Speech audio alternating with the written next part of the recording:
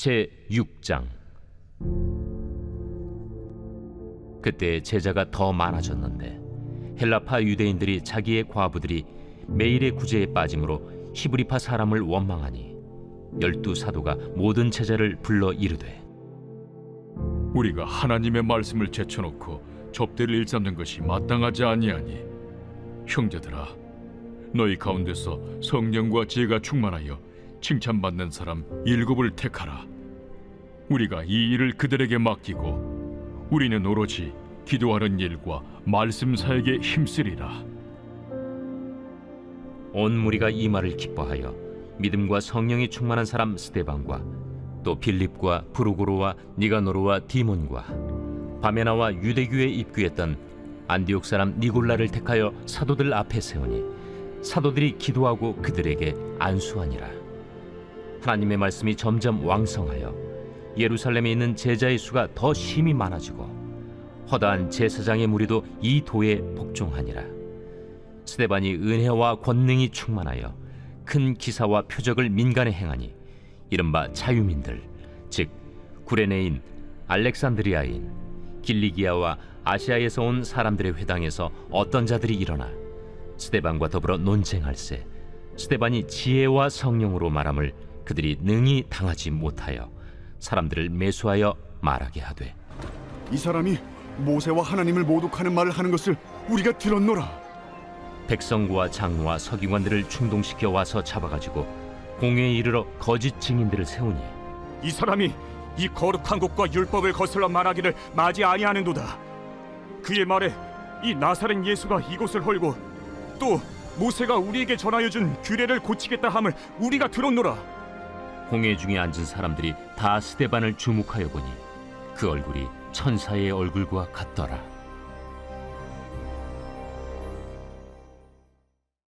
사도행전에 나오는 초대교회 모습을 보면 계속 성장하고 계속 사람들이 늘어나고 있는 모습을 보게 됩니다. 이 성장은 계속되어져서 AD 350년까지 기독교 인구가 약 3,400만 명까지 이르게 됩니다. 이 숫자는 당시 로마 인구의 56.5%에 해당하는 비율이었습니다.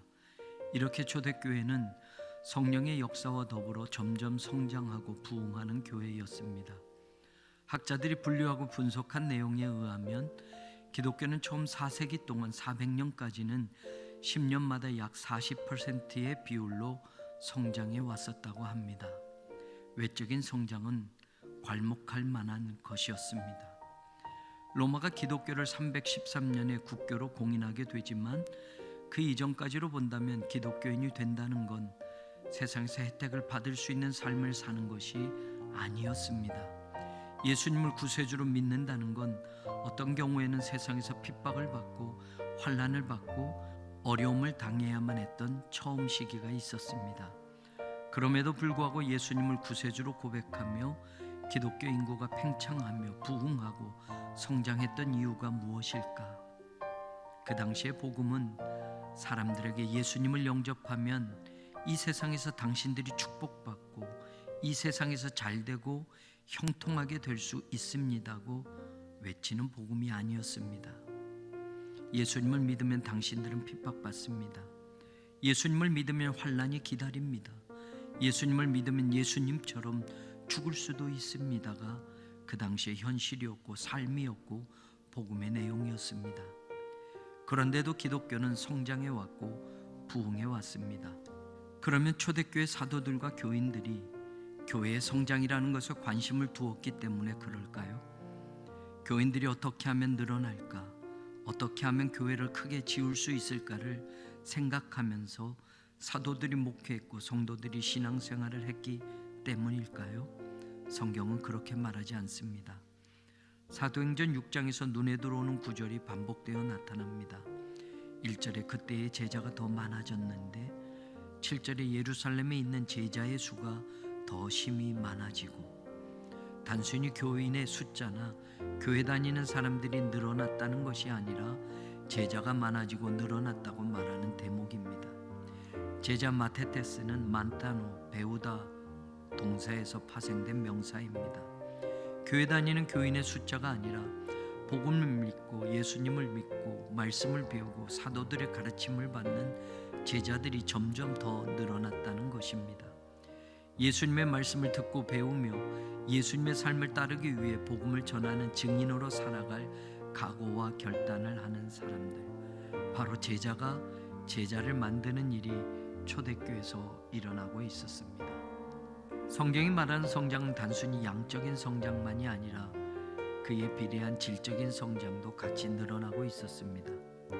사도행전 2장에서 교회가 태동될 때 성령의 충만함이 임하였고 성령의 능력이 함께한 결과이기도 하겠지만, 교회의 환경이 박해와 환란이 대부분이었던 시절에 날마다 제자들이 늘어나고 그 말씀에 순종하며 살겠다고 결단하는 사람들이 또 제자를 만드는 일을 멈추지 않았던 것은 사람의 힘과 능력보다 교회를 돕기 위해 보내신 성령의 사역과 능력이 함께한 결과가 있었기 때문입니다.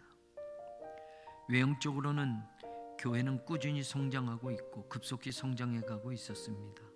그런데 그런 성장에서도 우리를 걱정하게 만드는 모습이 있었습니다. 1절 마지막에 원망하니라는 단어입니다.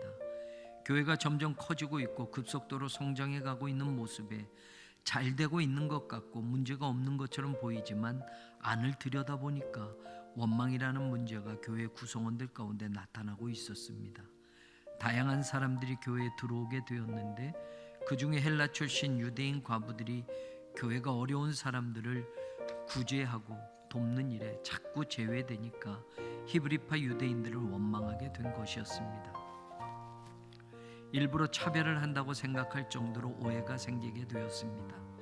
그러면서 교회 안에 분열이 생기기 시작합니다. 교회 안에서 파벌이 생기기 시작합니다.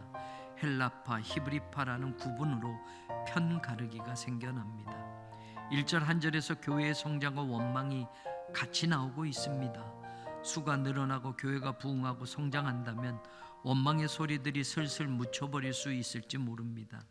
아니면 어떤 사람들이 원망한다는 걸 모르는 척하고 교회가 잘 되고 있는데 무슨 소리냐 하고 그렇게 그냥 덮어버리고 갈 수도 있습니다. 교회가 부흥하면 됐지, 교회가 성장하고 사람들이 늘어나면 그런 것 좀은 문제 삼지 않고 무시하고 그냥 가자고 할 수도 있었습니다. 그러나 사도들은 여기서 멈춥니다. 이대로는 아니다라고 그들은 선언하는 겁니다. 교회가 이렇게 계속 가면 안 되겠다고 그들은 진단을 내리고 문제를 해결할 방안을 찾게 됩니다. 한국교회가 수십 년 동안 교회의 성장, 교회 부흥만 생각하면서 웬만한 거는 그냥 지나치면서 달려왔습니다. 그 자리에 목사들의 힘은 아무도 건드리지 못할 만큼 강해지기도 했고 어떤 경우에는 하나님 다음 가는 위치에 서기도 했습니다. 중세시대 때 교황 무호소를 외치면서 신의 대리자 역할을 했던 교황들처럼 하나님의 대리자로 교인들이 목사를 비난하거나 반대하면 천벌을 받을 것처럼 가르쳐왔고 그렇게들 생각하게 만들었습니다. 그래서 부흥만 하면 되었고 교회가 성장하면 어지간한 것을 문제 삼지 않고 묻혀왔습니다. 그렇게 달려왔고 그렇게 지나쳐왔습니다. 재정 문제가 터지고 성적인 문제가 터져도 교단의 권력을 위해 교회의 헌금이 사용되어져도 교회가 크면, 교회가 성장했으면 그냥 묻어두고 가고 비밀처럼 조용하게 넘어가게 했습니다. 교회 부흥은 목사 개인의 업적으로 여겨지고 그런 목사가 없으면 당장이라도 교회는 문을 닫을 것처럼 걱정을 하며 쉬쉬했습니다. 만약에 사도들이 제자들의 수가 더 많아졌다는 이 숫자에만 도취되어 있었다고 한다면 교회 안에서 일어나고 있었던 내적인 문제를 제대로 파악하지 못했을 것이고 헬라파 과부들이 어떤 차별을 받고 어떻게 교회 공동체로부터 소외된 아픔을 느끼고 있는지도 모르고 지나쳤을 겁니다. 아니 알았어도 숫자 늘리기가 더 중요한 것으로 여기고 있었다면 성장을 위한 작은 아픔쯤은 그냥 참고 넘기자고 무마하며 지금은 더 달려갈 때라고 무시해 버릴 수도 있었을 것입니다. 교회가 작은 아픔도 돌보지 않으면 구석진 곳에서 들리는 삐걱거리는 소리에 원인을 찾지 않고 무시해 버리면 공동체의 아픔은 심각한 병으로 발전할 수 있고 나중에는 더 큰 대가를 지불해야 할 만큼 어려움을 겪게 될 수 있습니다. 사도들은 본질적인 문제를 다시 접근했고 말씀을 제쳐놓고 접대하는 일까지 자신들이 하고 있었다는 것을 발견하게 됩니다. 더 나아가서 교회 일을 다른 사람들에게도 위임하고 맡겨야 한다는 것도 깨닫게 되었고 효율적 관리 체제도 도입하기에 이릅니다. 그리고 재직들을 세우고 위기를 극복하면서 더 큰 부흥을 양적으로 질적으로 이어가게 되었습니다. 하나님의 말씀이 점점 왕성하여 이 같은 교회가 오늘 우리에게도 보여지기를 소망합니다. 제자의 수가 더 심히 많아지고 이 같은 일이 오늘 우리에게도 보여지기를 소망합니다.